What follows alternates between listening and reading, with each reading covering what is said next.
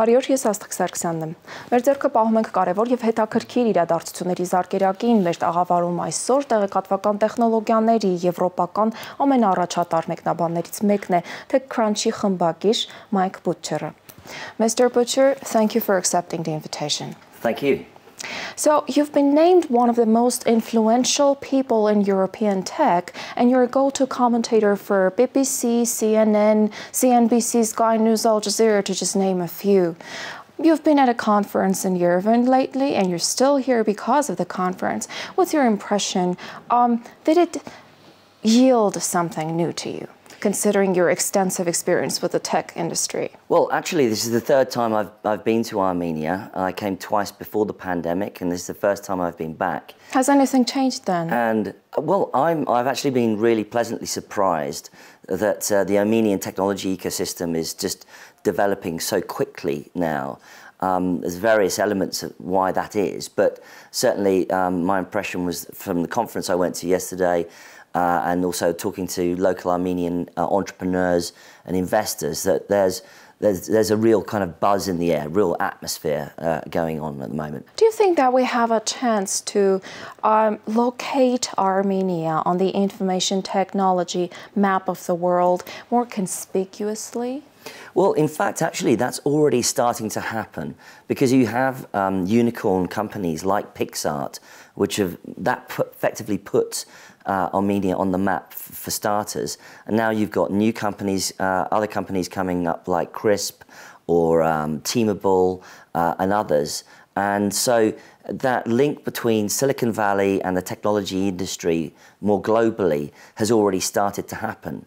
Where things go from now, I think, is that the ecosystem will gradually develop.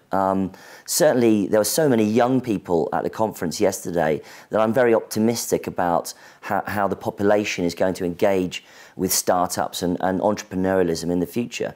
So I think there's a really, really interesting time for Armenia and here in Yerevan for this industry. What's behind the optimism, Mr. Butcher? I'm sure you're well acquainted with the dynamics of how startups develop. You mentioned that you see some hope for the eco-environment. I'm putting this quite modestly, actually.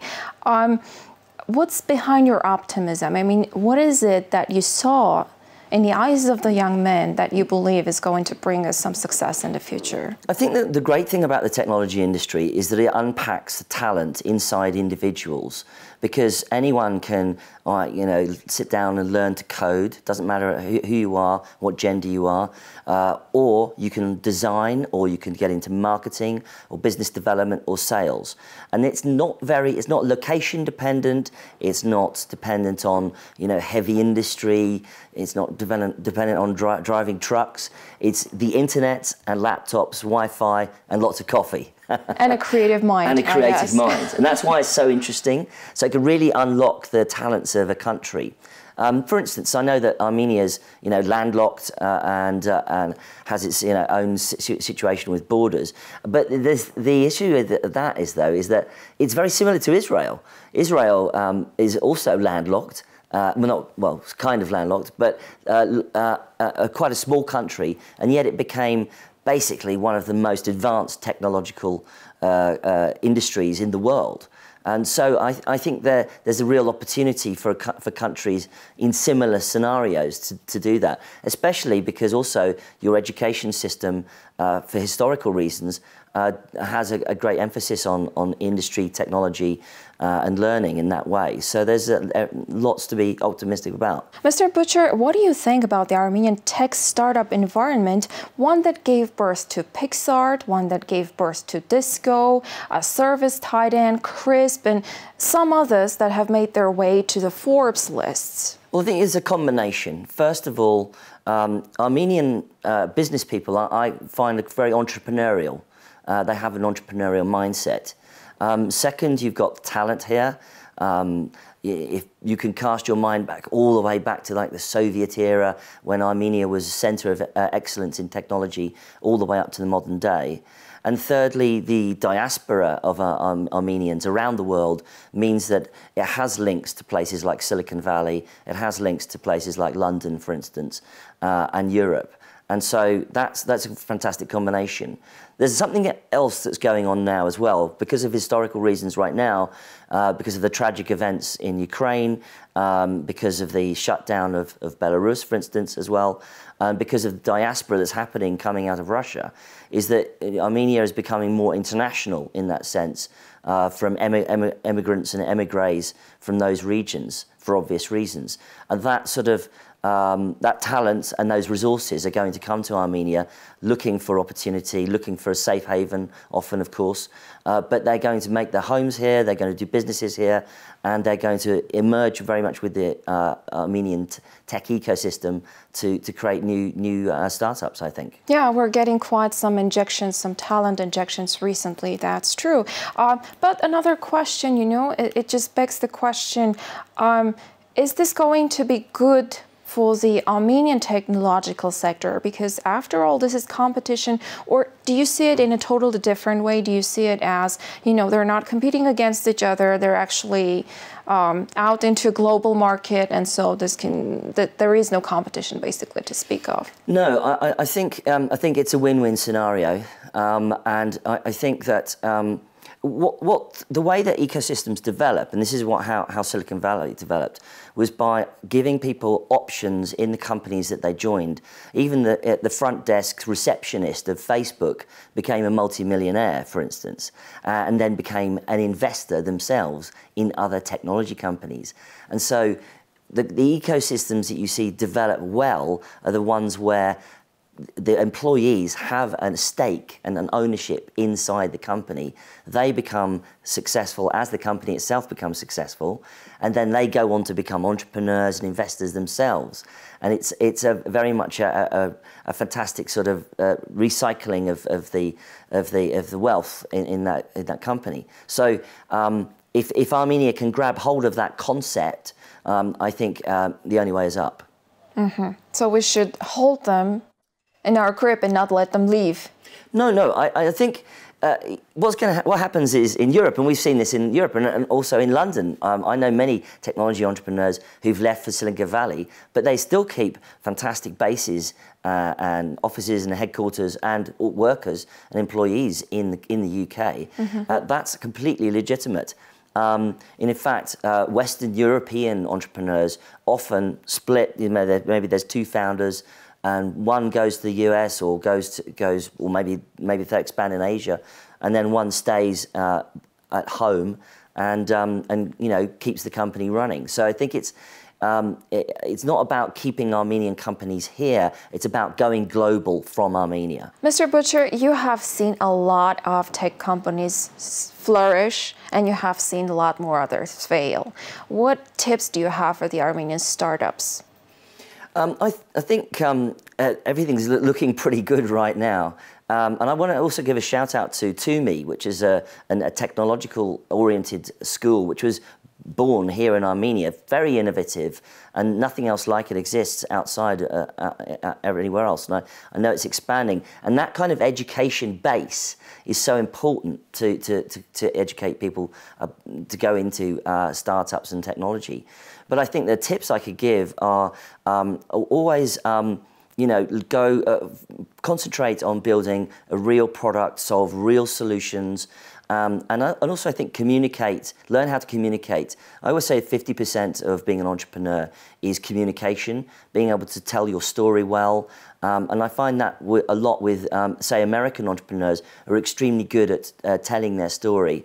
And that really helps, because when you're trying to raise money from investors or speak to journalists, it really helps to get that across. So those are some of the thoughts I have on that. Well, suppose a startup gets their message very clear, they get their pitch deck right, and they've succeeded to even work in the thesis of the investing company.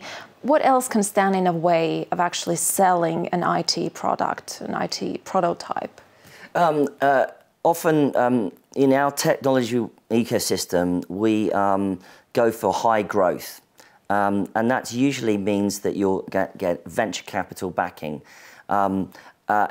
Sometimes you can get two companies, they're both very similar, and one decides we're just going to play it safe, we're going to run on revenues, we'll just get a little bit of profit, we won't grow too quickly, and the other guys go like a rocket ship, get investment, expand fast, and they're virtually the same company, but one has just got outside investment. So getting outside investment is incredibly important for high growth technology companies. And I can see that happening here in Armenia. You've got Hive, which is an investor here. You've got other new funds. The founders of Crisp are launching a new fund as well. And so that seed funding is very crucial for that hyper growth. And then you'll start to attract attention from international investors, just as Pixart has done. And I think there's a really interesting mix of how Armenian entrepreneurs are great at producing products which people love and consume, and getting that kind of rocket ship growth out there. Anything else they should know? Well, there's so many things. I'm trying to tap into this vast sea of information while you're still here. We could go on for hours, but I think that entrepreneurs sometimes talk about too much, you know, about like where they're from and their background. Investors and cutting out unnecessary information. You know what right? we're interested in? We're interested in the product. What's it going to do? What is the technology you're making? And then get us excited about those things. And we'll pay attention. And that was what I picked up yesterday at the conference, that people are getting just better at communicating what they're doing and thinking internationally. Thinking big. Thinking big. You mentioned the conference. At the Emerge conference, you gave a speech on how technology can help those in crisis. What's the answer to this question in a nutshell? Well, I think that technology can help. And in fact, during the pandemic, we all had to go digital, didn't we? Work from home, a lot of us, work on laptops, work on our phones. Some even grew larger, involving international students. Yeah. For example, schools. And digitization, exactly. So digitization became massively to society over the pandemic. And I think we've learned that technology can be incredibly beneficial for people, even for mental health, for instance. Nobody knew prior to the pandemic that you could go to see a psychiatrist online, and now you can. Nobody knew that you could maybe visit a doctor virtually, and now you can. And so they argue it isn't very efficient, though. Well, it depends. I mean, I'd rather have a doctor chat over video to a doctor than sit in traffic for an hour to get to the surgery, personally. Sure, it's not perfect for everything, but there were some great advantages that we've learnt since the pandemic. And I think another thing, actually, one thing I should also add, is that the shift to remote working and hybrid working is also going to benefit the Armenian technology ecosystem, because now we have digital nomads who are coming to Armenia, working on their businesses from Armenia, and but thinking internationally and bringing resources to this economy. So I think that's also quite an interesting effect from what happened after the pandemic. Forbes named Armenia as the world's next tech hub. Do you agree? I think they're definitely on the right track. We've already seen in Western Europe how London, Paris, Berlin, Stockholm became big technology hubs. Companies like Spotify coming out of Sweden, for instance, SoundCloud out of Berlin, and others, and you know, fintech and financial tech is massive in London, and so that sort of that ecosystem has spread also to Eastern Europe, and there's absolutely, it's totally arriving in this country right now and has been for a couple of years. But I think that yeah, I think they're definitely on the right direction with that description. What are the predictors that we are moving in the right direction? What are the predictors that this is going to go viral? As I said earlier, like the fact that you get a unicorn company really puts you on the map. We saw that in Romania, for instance, a company called UiPath emerged with a very sort of complex company called Business Robotic Process Engineering, and UiPath IPO'd on the NASDAQ and very much helped Romania cement its place as a technology-based country. And the same thing's going to happen with Armenia as your companies like Pixart and Crisp grow and become bigger. That will also put the country on the map as well for international investors. And that's when we all take notice. But that it feels like the bigger you are, the more likely you are to attract more attention. So isn't it more like a negative predictor for Armenia? We're still small. Yes, we've got one unicorn. Yes, we've got an environment that gives birth to tech startups, but we're still small. Size is not a predictor of success or of failure.